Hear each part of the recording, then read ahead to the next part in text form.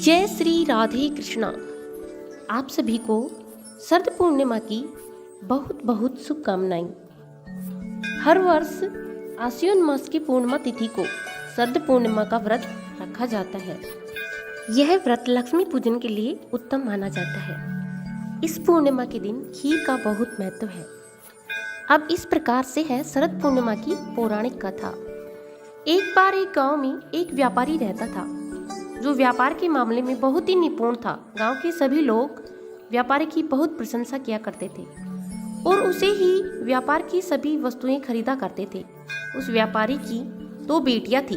वह अपनी बेटियों से अत्यधिक प्रेम करता था। उनके लालन पालन में कोई भी कमी नहीं होने देता। और धीरे धीरे जब व्यापारी की 2 बेटियां बड़ी हो गई तब उस व्यापारी ने अपनी दोनों बेटियों का विवाह बड़ी धूमधाम से किया। अपनी दोनों बेटियों की शादी अच्छे परिवारों में की। व्यापारी की बड़ी बेटी को पूजा पाठ में अत्यधिक रुचि थी, लेकिन उधर व्यापारी की छोटी बेटी को पूजा पाठ में कोई भी रुचि नहीं थी। शादी के बाद व्यापारी की दोनों बेटियों ने माता शरद पूर्णिमा का व्रत रखना शुरू कर दिया। व्यापारी की बड़ी बेटी बहुत ही ध्यानपूर्वक और मन लगाकर शरद पूर्णिमा की पूजा तैयारी करती थी और उपवास रखा करती थी। उधर व्यापारी की छोटी बेटी शरद पूर्णिमा की पूजा तो करती थी, लेकिन वह सारे कार्यों को आधा अधूरा करती थी। व्यापारी की छोटी बेटी ने कभी शरद पूर्णिमा की पूजा पूर्णतः संपन्न करी ही नहीं थी।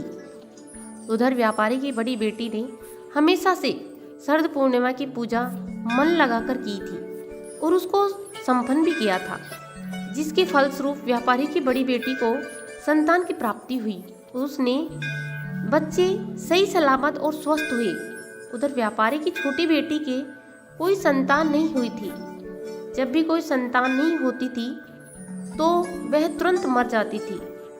यह देखकर व्यापारी की छोटी बेटी बहुत परेशान हो जाती है और उसने एक ब्राह्मण के पास जाने का निर्णय लिया। जब व्यापारी की छोटी बेटी ने ब्राह्मण के पास जाकर उनसे पूछा कि महाराज, मेरे पास भी कोई संतान होती वह मर जाती है, और मेरी बड़ी बहन की जब भी कोई संतान होती है तो वह स्वस्थ रहती है, ऐसा मेरे साथ ही क्यों होता है। जिसके बाद उस ब्राह्मण ने व्यापारी की छोटी बेटी से कहा कि तुमने जो अपराध किया है उसका फल तुमको मिल रहा है, जिसके कारण तुम्हारी कोई भी संतान होती है वह मर जाती है। यह सुनकर वह आश्चर्यचकित हो गई और तभी व्यापारी की छोटी बेटी ने ब्राह्मण से पूछा कि कैसा अपराध हुआ मुझसे, अब बताइए। तब ब्राह्मण ने व्यापारी की छोटी बेटी को बताया कि तुमने कभी भी शरद पूर्णिमा का व्रत और उनकी पूजा कभी पूरी नहीं की है, उसको हमेशा आधा अधूरा छोड़कर खत्म किया है, जिसके कारण तुमको यह कष्ट झेलना पड़ रहा है। जिसके बाद व्यापारी की छोटी बेटी ने ब्राह्मण से इसका उपाय पूछा। तब उस ब्राह्मण ने व्यापारी की छोटी बेटी से कहा, तुम एक बार फिर से शरद पूर्णिमा का व्रत करना शुरू कर दो और इस बार उनकी पूजा पूरी करना।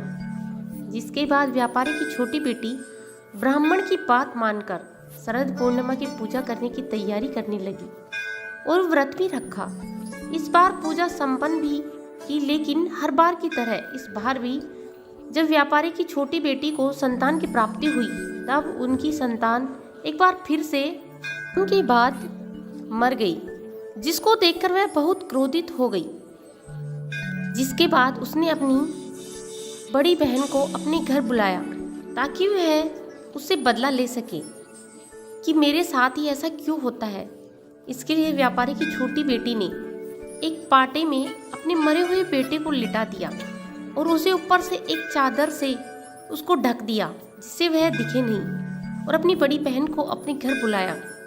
जिसके बाद व्यापारी की छोटी बेटी ने अपनी बड़ी बहन को उसी पाटे पर बैठने के लिए कहा जिसमें उसका मरा हुआ बच्चा लेटा था।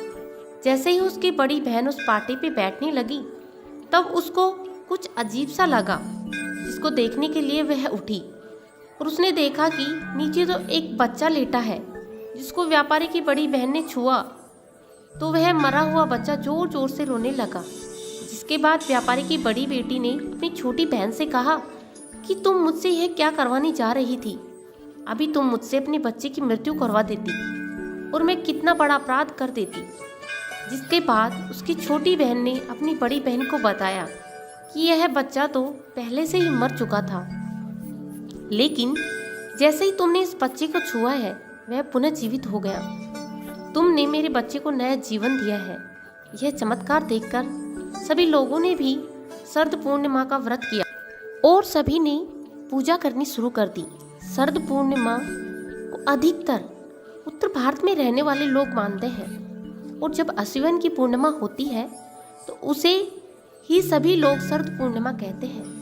इस दिन उपवास रखने के कारण इस उपवास को कोजागरी उपवास पूर्णिमा और रास पूर्णिमा भी कहते हैं, क्योंकि बहुत से लोगों का मानना है कि इस दिन भगवान श्री कृष्ण जी ने अपनी गोपियों के साथ रासलीला की थी। शरद पूर्णिमा के दिन सभी लोगों को चंद्रमा को देखना चाहिए, क्योंकि उस दिन चंद्रमा अपनी पूरी 16 कलाओं में विराजमान होता है। शरद पूर्णिमा के दिन चंद्रमा इतना सुंदर लगता है कि मन करता है बस उसे देखते ही जाएं। शरद पूर्णिमा के दिन चंद्रमा को देखने से हमारे शरीर में एक अलग सी शांति प्रदान होती है। शरद पूर्णिमा के दिन सभी लोग सुबह स्नान करके और नए कपड़े पहनकर पूजा की तैयारी करते हैं। शरद पूर्णिमा के दिन सभी लोग जो भी शरद पूर्णिमा की पूजा करते हैं उस दिन उसको पूरे दिन का व्रत रखना होता है। शरद पूर्णिमा के दिन देवी लक्ष्मी जी की पूजा की जाती है और जैसे जैसे शाम होती है तो शाम के समय में माता लक्ष्मी जी की पूजा की जाती है। पूजा करने के बाद सभी लोग चंद्रमा के पास जाते हैं, चंद्रमा को देखकर अपना व्रत खोलते हैं। बहुत सारे गाने गाते हैं, खीर बनाते हैं, जिसको खाकर बहुत सारा आनंद प्राप्त करते हैं। बहुत से लोगों का मानना है कि शरद पूर्णिमा वाले दिन रात में चंद्रमा से अमृत की वर्षा होती है, जिसके कारण सभी लोग खीर बनाकर अपनी छत में जाकर खीर को रख देते हैं। जब रात के 12 बज जाते हैं तब सभी लोग चंद्रमा की पूजा करते हैं, उस खीर का सेवन करते हैं और ऐसा माना जाता है कि जो भी स्त्री या पुरुष शरद पूर्णिमा का व्रत रखते हैं उनकी सभी इच्छाएं पूर्ण होती हैं। लक्ष्मी माता जिस प्रकार से आपने व्यापारी की बेटी की सभी इच्छा पूर्ण की, उसी प्रकार से आपकी कथा कहने वालों को और सुनने वालों की सभी इच्छाएं पूर्ण करना। बोलिए लक्ष्मी माता की जय, श्री हरि नारायण भगवान की जय।